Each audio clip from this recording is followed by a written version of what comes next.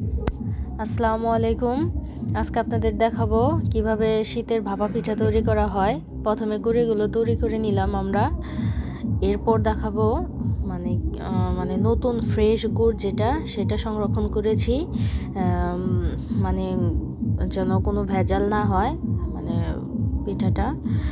এখন দেখছেন গুড় দেখতে পাচ্ছেন, এটা হচ্ছে আমরা প্রসেসিং করে নিব। এই দেখতে পাচ্ছেন গুড়গুলো আমরা কিভাবে হচ্ছে কেটে কেটে ঝুরি করে নেওয়া হয়েছে। এই গুড়গুলো আমরা কি করব, পিঠায় ব্যবহার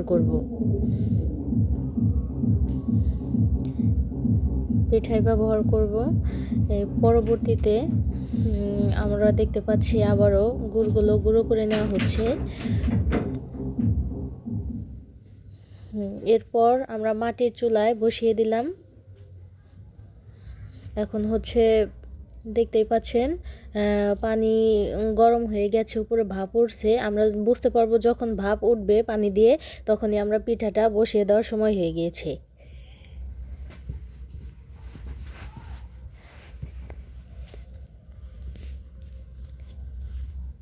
এটা হচ্ছে চুলোর মধ্যেই ভালো হয়, আমি যেটা মনে করি।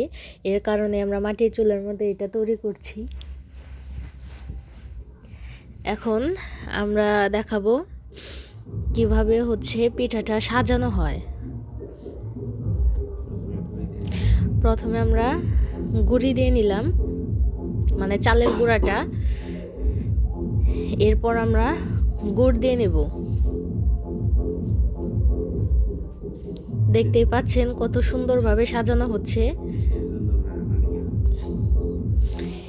এবং পিঠাটা বেশি সুস্বাদু করার জন্য, মানে বেশি টেস্ট বাড়ানোর জন্য আমরা এই পিঠায় ব্যবহার করেছি নারিকেল। এটা হচ্ছে নারিকেল। এখান থেকে কিছু নারকেল আমরা পিঠার মধ্যে দিয়ে দেব। এবং এক পার্ট শেষ হলো, এবং পরবর্তীতে আবার আমরা এই চালের গুঁড়োর উপর দিয়ে গুড় দিয়ে দেব।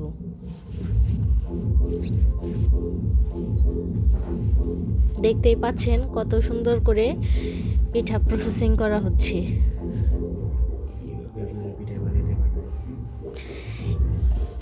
এই দেখতে পাচ্ছেন পিঠাটা হচ্ছে সাজানো হয়ে গিয়েছে। এভাবে আপনারা বাসায় ট্রাই করতে পারেন।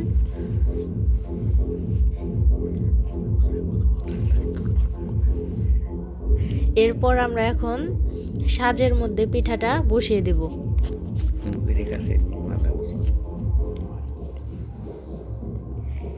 দেখতেই পাচ্ছেন আপনারা